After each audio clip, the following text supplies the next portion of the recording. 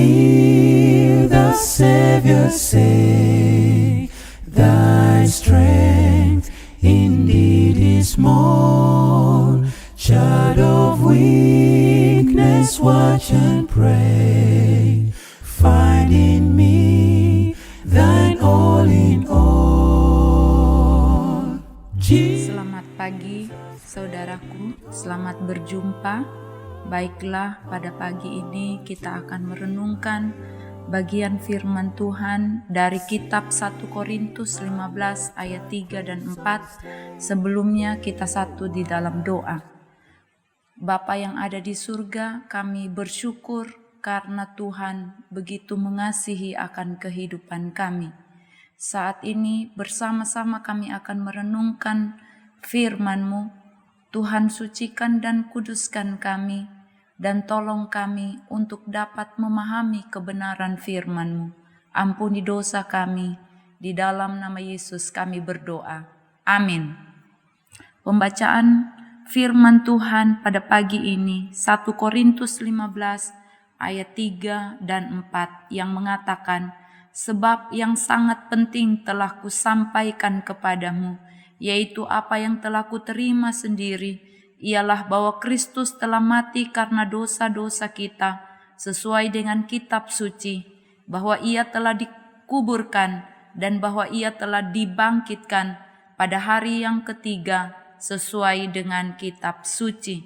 Dan tema kita adalah mengapa Yesus harus mati.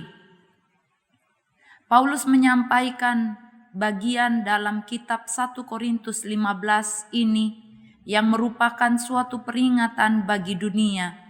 Paulus dengan sangat keras dan serius mengingatkan semua orang Kristen di Korintus yang seringkali meragukan prinsip iman Kristen yang paling mendasar, yaitu tentang kebangkitan Kristus. Dan mereka melakukan tindakan yang tidak mencerminkan kekristenan yang baik. Arus fikir filsafat Korintus sangat berpengaruh sekali dan mampu membuat jemaat Korintus menjadi hedonis dan sangat duniawi. Mereka seringkali mempermainkan firman Tuhan, tidak pernah terlintas dalam pikiran mereka untuk mengenal Tuhan dengan tepat. Mereka tidak mau kembali dan tidak mau mengerti esensi kebenaran firman Tuhan sejati. Tidak mau mengenal Kristus dengan sungguh-sungguh dan memiliki konsep dasar yang salah, yaitu mereka mencurigai kebangkitan Kristus. Itulah sebabnya Rasul Paulus dengan tegas menekankan bahwa yang sangat penting telah kusampaikan padamu, bahwa Kristus telah mati karena dosa-dosa kita sesuai dengan kitab suci, dan bahwa ia telah dikuburkan dan telah dibangkitkan pada hari yang ketiga sesuai dengan kitab suci. Inilah prinsip iman Kristen yang paling mendasar atau yang disebut dengan sifat dasar Injil. Dan hari ini yang menjadi perenungan kita adalah mengapa Yesus harus mati.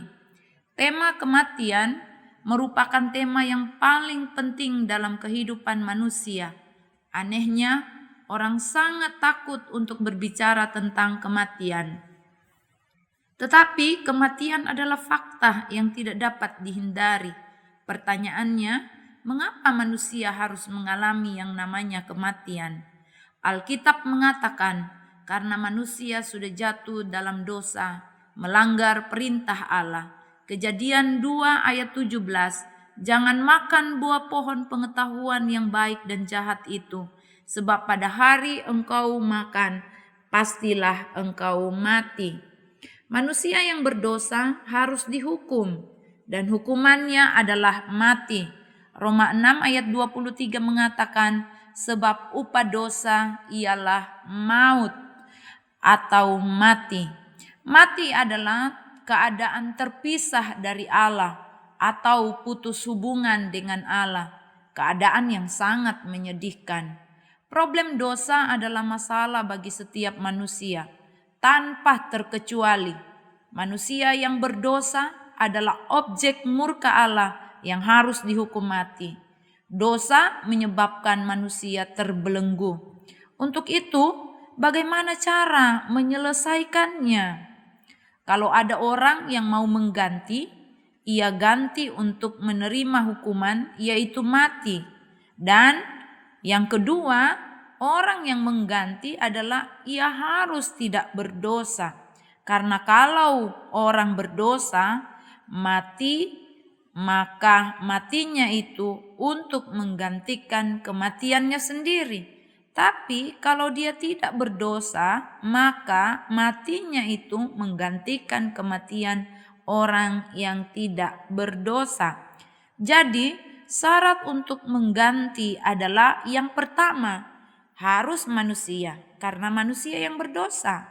Dan yang kedua, harus tidak berdosa. Manusia semua berdosa, tidak terkecuali pada kenyataannya. Manusia tidak cukup syarat untuk mengganti. Jadi tidak ada manusia yang bisa jadi juru selamat untuk diri sendiri maupun orang lain. Maka dibutuhkan yang tidak berdosa. Yang tidak berdosa hanya Allah. Tetapi Allah bukan manusia. Jadi bagaimana supaya ada juru selamat? Allah harus jadi manusia. Inilah iman kita. Allah jadi manusia. Allah mengambil hakikat manusia tanpa kehilangan hakikat ilahi. Itulah sebabnya jadilah Yesus dengan pribadi yang unik. Satu pribadi, dua tabiat atau hakikat, yaitu Allah dan manusia. Ingat, hukuman dosa adalah mati. Dosa itu cara mengetahui besar kecilnya harus dilihat dari dua hal. Hal yang pertama yaitu vonisnya atau hukumannya. Kalau hukumannya mati, itu berarti dosanya sangat besar. Dan yang kedua, untuk mengetahui besar kecilnya dosa, harus dilihat dari tebusannya. Kalau tebusannya tidak bisa dengan uang atau emas, tapi harus pakai darah yang tidak bercacat, itu berarti dosa orang itu sangat fatal. Itulah keadaan manusia yang berdosa. Dosanya sangat besar sehingga harus dihukum mati dan harus ditebus dengan kematian pula. Dan manusia tidak memenuhi syarat untuk itu. Yang memenuhi syarat hanyalah Kristus. Yesus harus alami maut atau harus alami kematian. Darahnya harus ditumpahkan seperti domba yang dibawa ke pembantaian. Yesus menjadi objek yang harus dimatikan. Yohanes 1 ayat 29 mengatakan, "Lihatlah anak domba Allah yang menghapus dosa isi dunia." Dan di dalam 1 Korintus 5 ayat 7, Rasul Paulus mengatakan, "Sebab anak domba Paskah kita juga telah tersembelih, yaitu Kristus."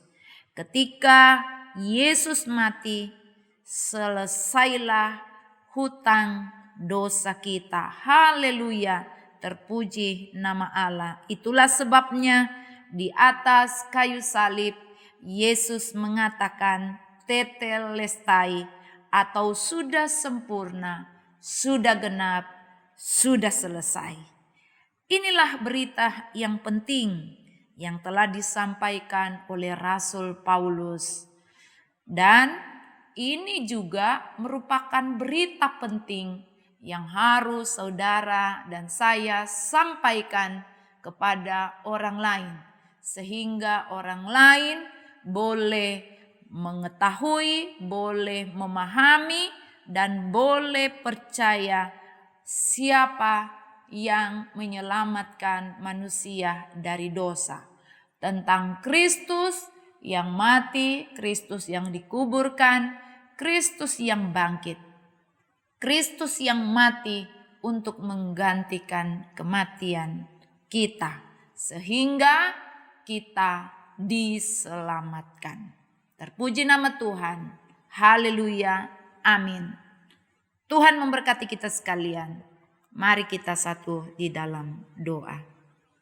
Kami bersyukur kepada-Mu ya Allah, karena kasih-Mu yang besar mengaruniakan anak-Mu Yesus Kristus untuk menjadi jalan pendamaian antara kami manusia dengan Allah, sehingga kami memperoleh kehidupan yang kekal bersama-sama dengan Allah di dalam kerajaan surga.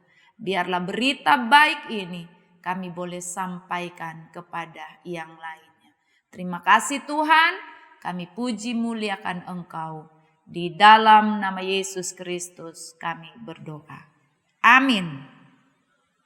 Aku berharap bisa mengatakan aku meminta kepadamu, tetapi aku tidak bisa. Aku berharap bisa mengatakan aku menjangkaumu, tetapi itu tidak terjadi. Aku berharap telah menyadari bahwa aku membutuhkanmu, tetapi aku masih berdiri dengan kekuatan sendiri. Aku berharap telah mencari hikmat-Mu, tetapi aku melihat diriku sebagai orang bijak. Aku berharap telah bersandar padamu, tetapi aku angkuh dan merasa mampu.